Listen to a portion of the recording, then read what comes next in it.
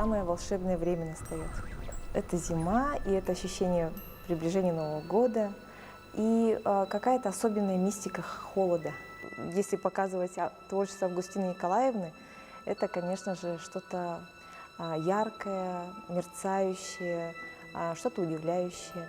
И так как мы уже показывали костюмы, мы решили показать то, что может действительно стать открытием для человека, который пришел на выставку.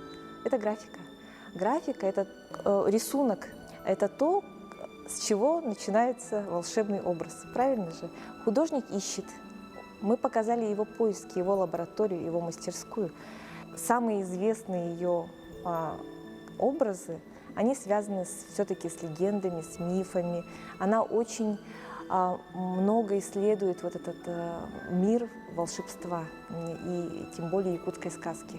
Сама Августина Николаевна, она как художник может удивлять действительно. Она сама вобрала в себя так много различных творческих навыков и формировалась очень долго и интенсивно. И это видно на рисунках. Да? То есть мы видим здесь не только технический конструктив, да, какого-либо костюма будущего. Мы видим здесь сюжет, есть нарратив, есть ощущение какой-то динамики. Она обязательно создает какую-то небольшую историю. То есть это все делает ее эскизы целым рассказом, целой сказкой.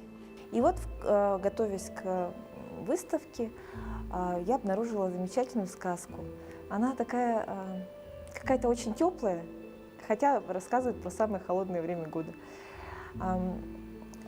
Эта сказка, она немножко автобиографическая. Она начинается с воспоминаний о детстве.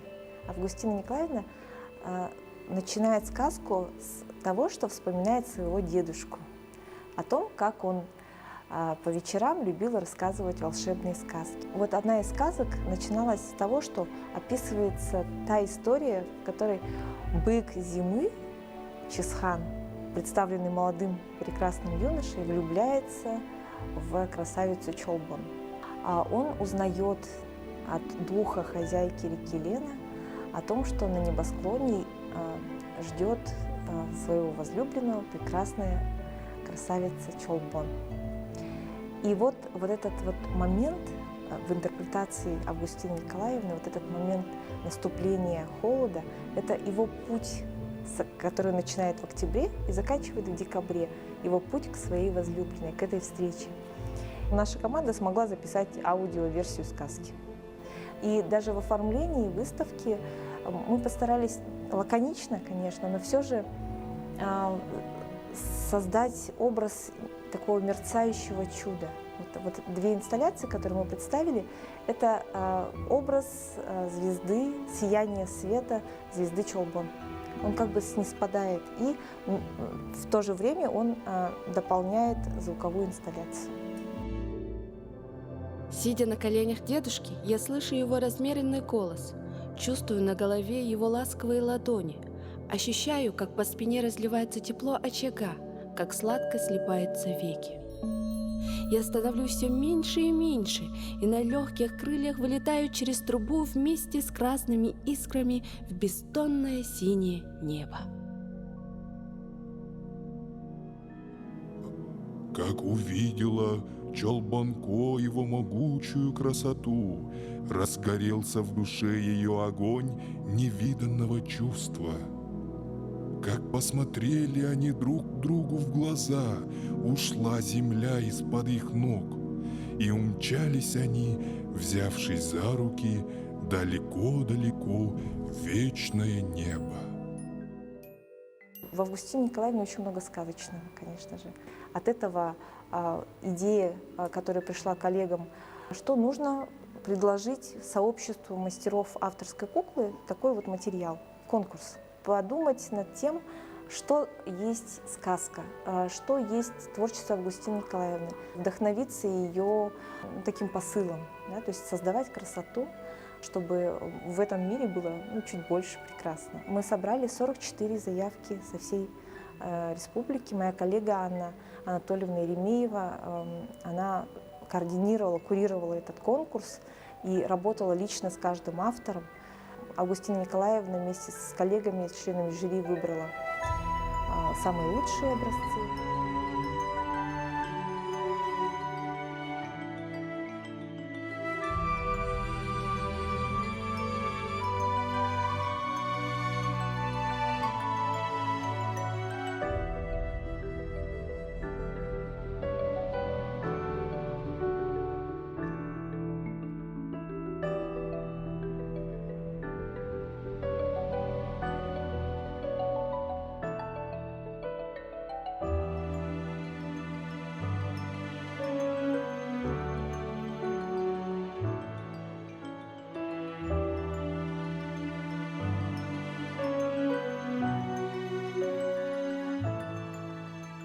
Наступает волшебное время, когда и взрослые, и дети, да, начинают верить в чудеса, во что-то необыкновенное, да, и наши вот кукольники как раз перед Новым годом дарят детям и взрослым праздник, где можно вот вернуться в детство, окунуться в детство.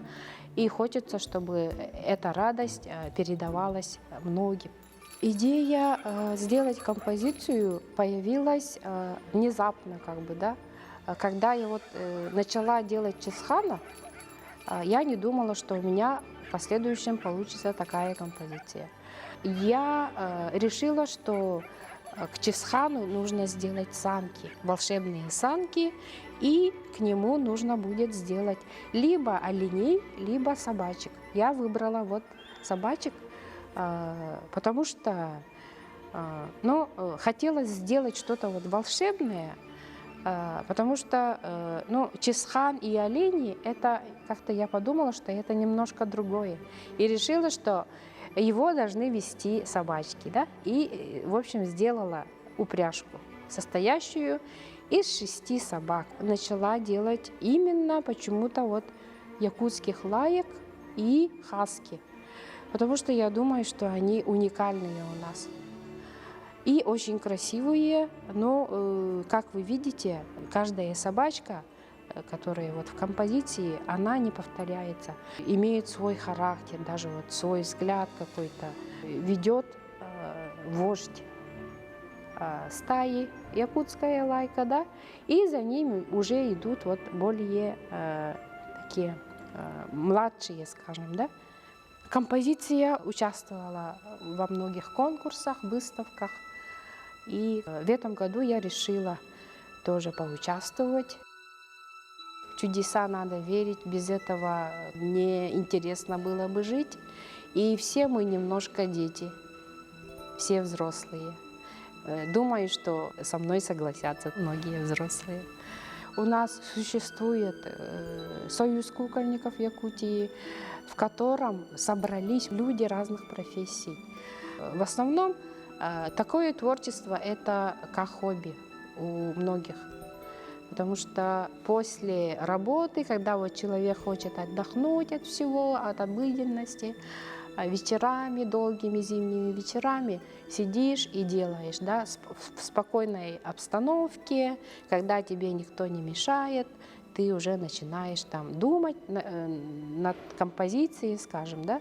Каждый год у нас проводится бал Снежной долины. Это одна из долгожданных праздников, выставок, который проводит Центр искусства Семях. И к этому торжеству новогоднему мы готовимся уже весь год, можно сказать, да. Ты вот сделала такого замечательного дракона, да? Угу. Это вот получается символ идущего года. И у меня вот такой вопрос: по какой мифологии ты его сделала? Ну, у нас в нашей мифологии образ дракона особо так нет, но оказывается у нас есть такое слово «ло». И оно, как говорят лингвисты, оно переводится как дракон. А в китайском слове дракон переводится как лун. Даже. И, видимо, у нас прошла какая-то транскрипция слова, что она вот сохранилась, это слово, как слово «ло». Поэтому наступающим Новым годом я решила сделать такой образ, дракон зеленого коричневого оттенка, как образ дракона земли, почвы и растительности 2024 года. Он у тебя такой интересный получился, да? Прямо. Надеюсь. Я вижу.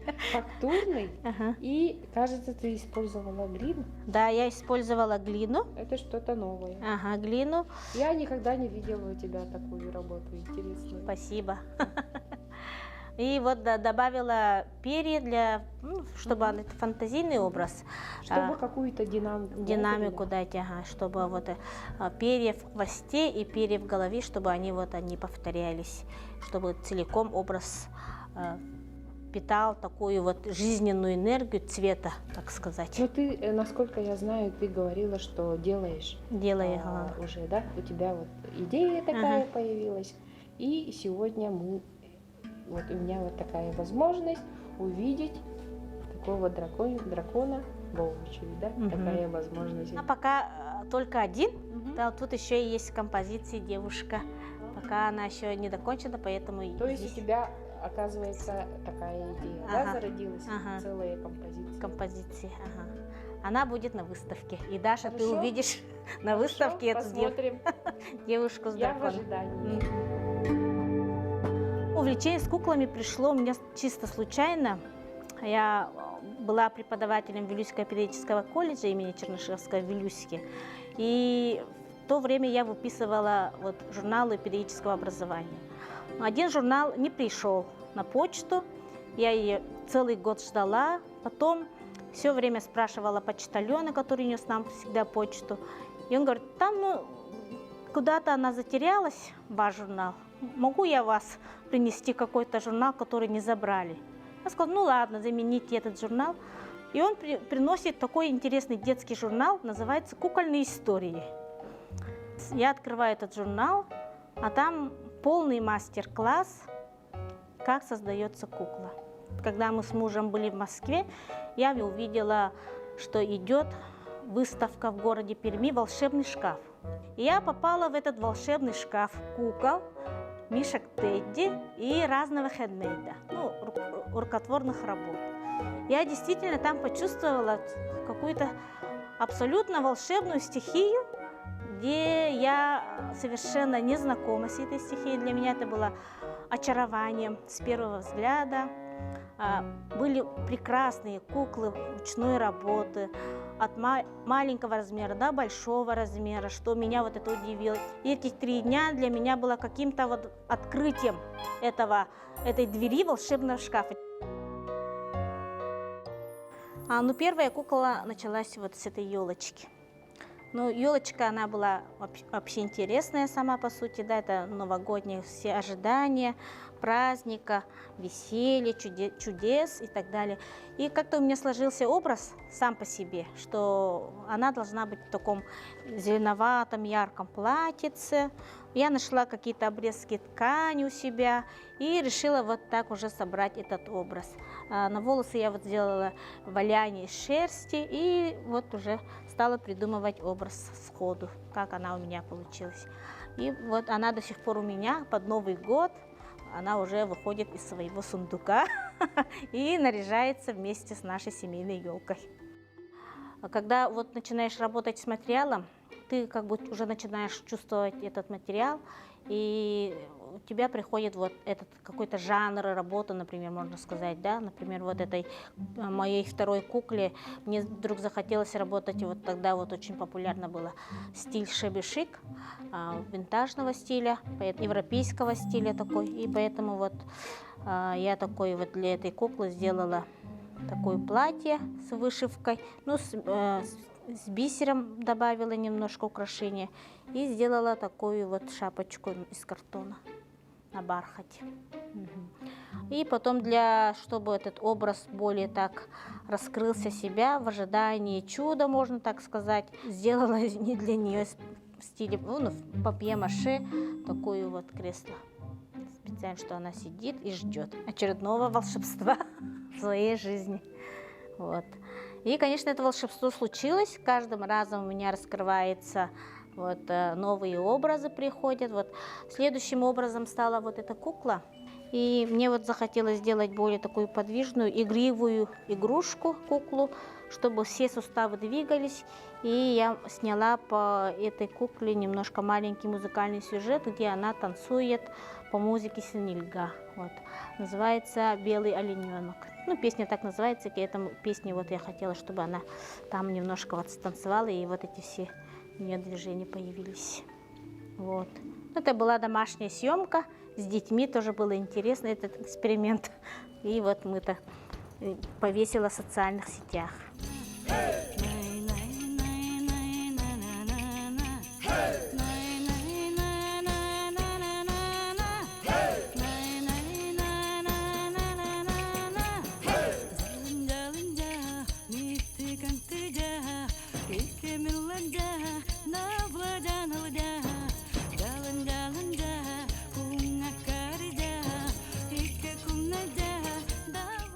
Ну а следующая работа – образ старой лисы, сагылтумса называется, как оберег.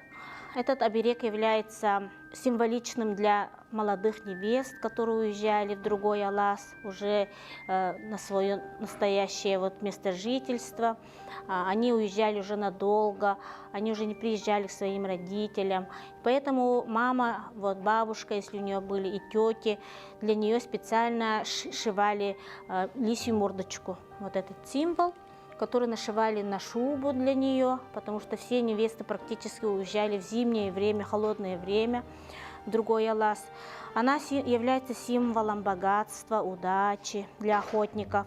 Она является символом, чтобы ее приняли как новую хозяйку этого образа и так далее. Поэтому старая лисица – это образ тех невест, которые в старину уезжали. Я читала одну статью про тюркские пищи, якутские пищи. Там была вот эта маленькая три предложения, что в старину именно самой такой изысканной пищей была юрюме, вот, молочная пенка. Она полностью свалена из шерсти. Это мокрое валяние, и добавила бисер, чтобы для красоты создала объем, потому что молочная пенка, она вся объемная, поэтому ее подавали как самое изысканное блюдо для самых дорогих гостей. Она сидит на блюдце, вот уже можно ее подавать самым дорогим гостям.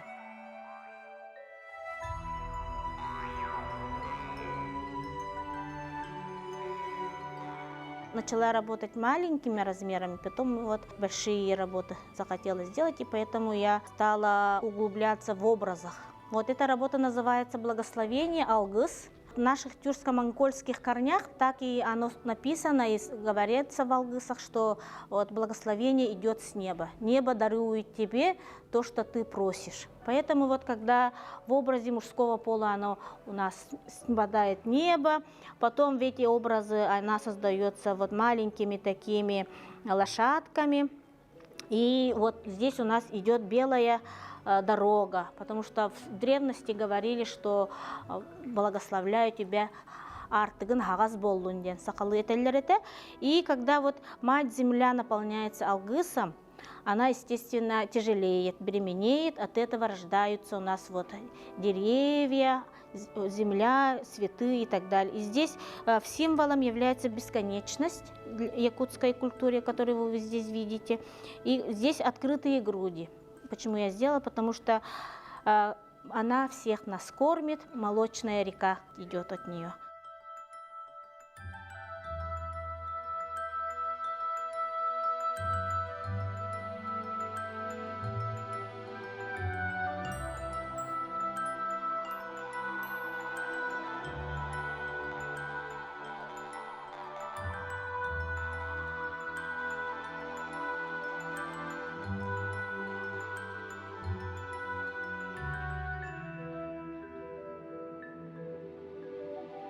Открываем традиционную нашу выставку. Ну, выставка называется фестиваль, да? Выставку-фестиваль «Бал снежной долины» – это выставка авторских кукол.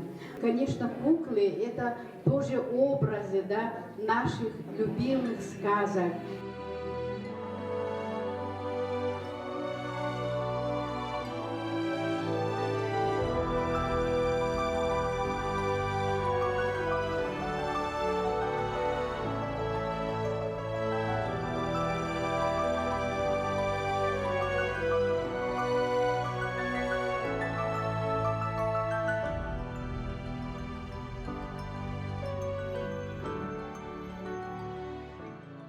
Ну вот, Даша, я закончила свою куклу и принесла ее на выставку.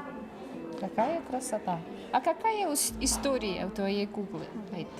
Однажды дракон летел и увидел удивительный цветок, который был ни на что не похож. И поэтому он решил сорвать этот цветок с поля и принес себе в ущелье, а он оказался волшебным.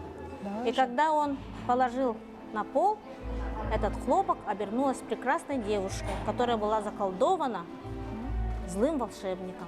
С тех пор дракон и девушка дружат, и всегда в зиму они приносят людям радость, которые приносят людям счастье. Счастье и Тепла, добро, да? счастье, тепло, добро, любовь. Они полюбили друг друга и стали Ну как во хорошими всех сказках, сказки заканчиваются Да. добром. Добро. Всегда пусть добро побеждает. Да. И будет любовь.